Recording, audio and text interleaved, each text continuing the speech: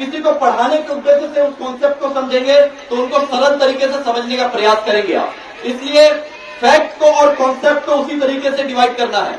और आखिरी में जो भी आपका इंपॉर्टेंट है उनको पहले पढ़ के खत्म करिए। किसी भी किताब में अगर 25 चैप्टर है तो 10 चैप्टर अति महत्वपूर्ण होगा, उनको पहले पढ़ के कंप्लीट करना है, ताकि अगर समय नहीं भी बचता तो बाकी बच जाए, कोई बात नहीं, लेकिन आपके पास होने लायक आपके सब्जेक्ट की पढ़ाई एटलीस्ट हो चुकी हो।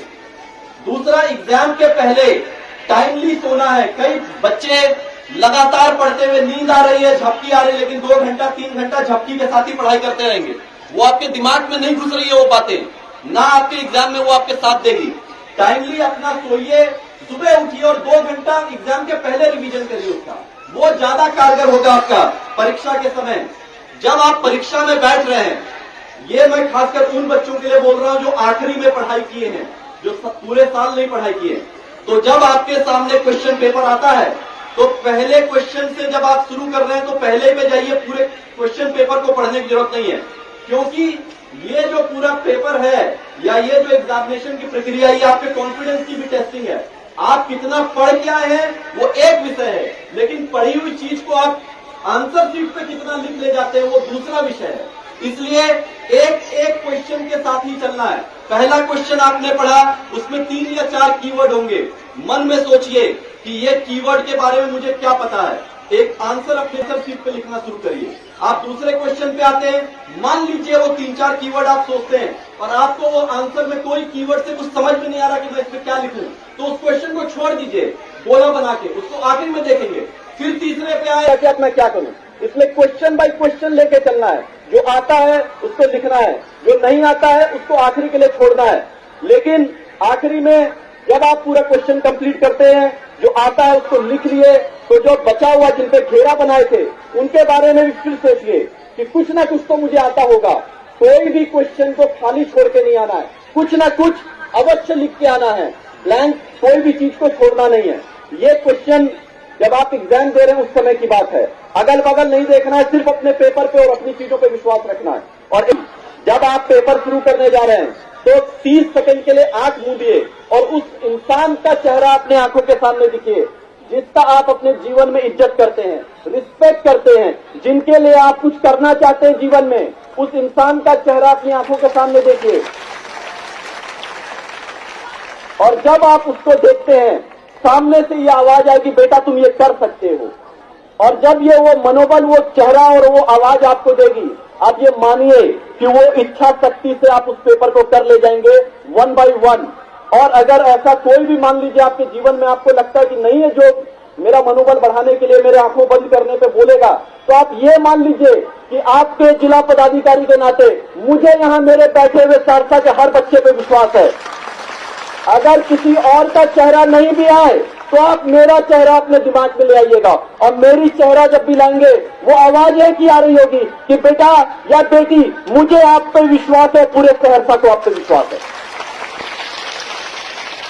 उस मनोबल के साथ आपको बढ़ना है। बड़े से बड़ा युद्ध सिर्फ संसाधनों के दम पे नहीं जीता जाता है, मनोबल और इच्छा शक्ति के दम पे जीता जाता है। अगर आपका मनोबल और इच्छा शक्ति वहां मजबूत है, आप उस पेपर को कर ले जाएंगे। और पेपर खत्म करने के बाद किसी से कोई भी बात नहीं करनी है कि पेपर खत्म करने के बाद किसी से कोई डिस्कशन नहीं करना है कि मेरा पेपर कैसा गया या तुम्हारा पेपर कैसा गया। जो पेपर हो गया अब वो इतिहास है, इतिहास और अतीत पे ज्यादा दिमाग नहीं लगाना है।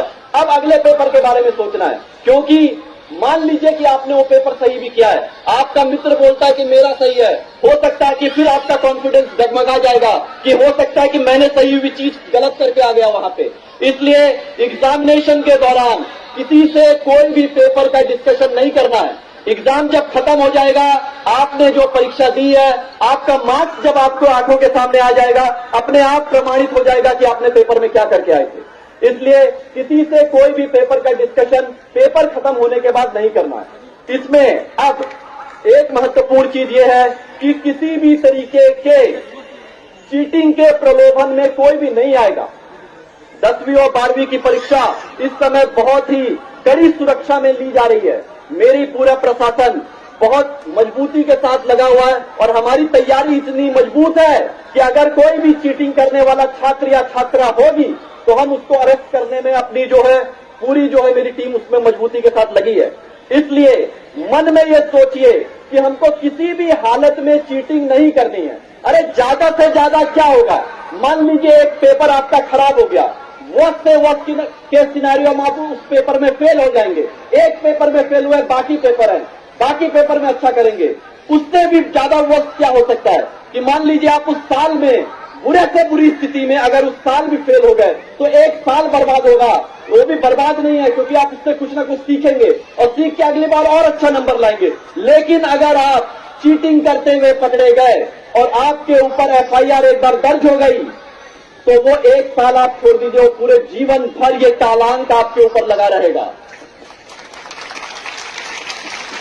इसलिए ये कि पूरे का पूरा जीवन आपके लिए ये प्रॉब्लम का विषय हो जाएगा, क्योंकि किसी भी सरकारी नौकरी में आपका कैरेक्टर वेरिफिकेशन क्लियर नहीं होगा, क्योंकि आपके ऊपर वो प्राथमिकी दर्ज होगी। ऊपर से जो धाराएं उस पर लगी होंगी चीटिंग की, उसके वजह से आने वाले समय में जेल के पीछे जाना ही पड़ेगा, आज नहीं तो कल जाएंगे। इसलिए किसी के भी कहने पे कोई भी चीटिंग के प्रलोभन में नहीं आएगा।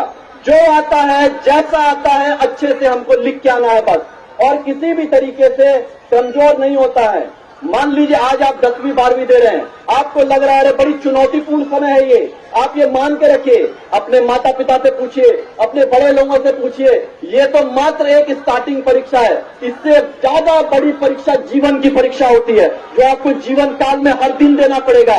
हर दिन जीवन आपको ये चुनौती देगी कि आप ईमानदारी और सच्चाई से आगे बढ़ना चाहते हैं या शॉर्टकट करके किसी तरीके के प्रलोभन में आके आखिरी में वो जीवन आपके जेल में आप बिताना चाहते हैं।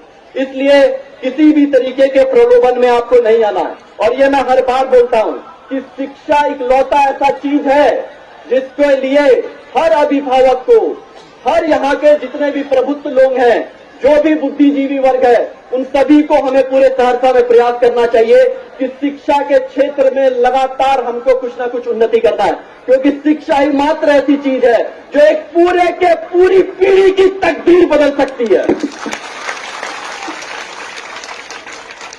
अगर एक बच्चा भी अच्छा पढ़ने में निकल गया और वो अगर सही से आगे बढ़ जाता है तो आप ये मान के चलिए कि पूरे के पूरे परिवार, एक पूरे के पूरे मोहल्ले, अपितु पूरे के पूरे क्षेत्र को ऊपर उठाता है।